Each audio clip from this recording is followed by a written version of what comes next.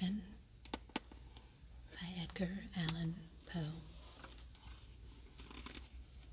Once upon a midnight dreary, while I pondered, weak and weary, over many a quaint and curious volume of forgotten lore, while I nodded, nearly napping, suddenly there came a tapping, as of someone gently rapping at my chamber door. "'Tis some visitor," I muttered, tapping at my chamber door. Only this, and nothing more. Ah, distinctly I remember it was in the bleak December, and each separate dying ember wrought its ghost upon the floor. Eagerly I wished the morrow, vainly I had tried to borrow from my books surcease of sorrow, sorrow for the lost Lenore, for the rare and radiant maiden whom the angels name Lenore, nameless here forevermore. And the silken, sad, uncertain rustling of each purple curtain thrilled me, filled me with fantastic terrors never felt before, so that now, to still the beating of my heart, I stood repeating, "'Tis some visitor entreating entrance at my chamber door, some late visitor entreating entrance at my chamber door. This it is, and nothing more." Presently my soul grew stronger, hesitating then no longer. "Sir," said I, "or madam, truly your forgiveness I implore.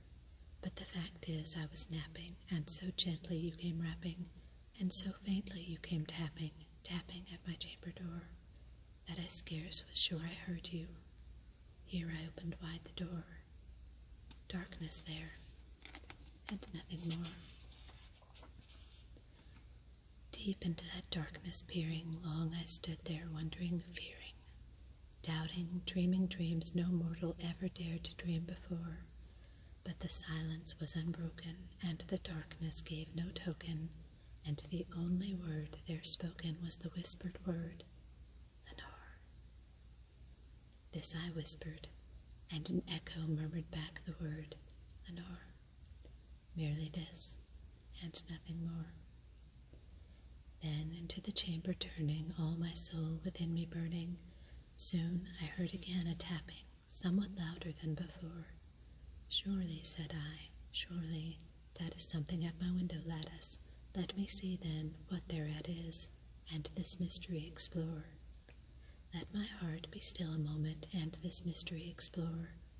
'Tis the wind, and nothing more." Open here I flung the shutter, when, with many a flirt and flutter, in there stepped a stately raven of the saintly days of yore. Not the least obeisance made he, not an instant stopped or stayed he, but, with mien of lord or lady, perched above my chamber door, perched upon a bust of Pallas just above my chamber door, perched and sat, and nothing more. Then this ebony bird, beguiling my sad fancy into smiling, by the grave and stern decorum of the countenance it wore, "Though thy crest be shorn and shaven, thou," I said, "art sure no craven, ghastly, grim, and ancient raven, wandering from the nightly shore.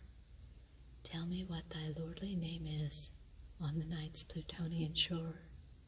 Quoth the raven, "Nevermore."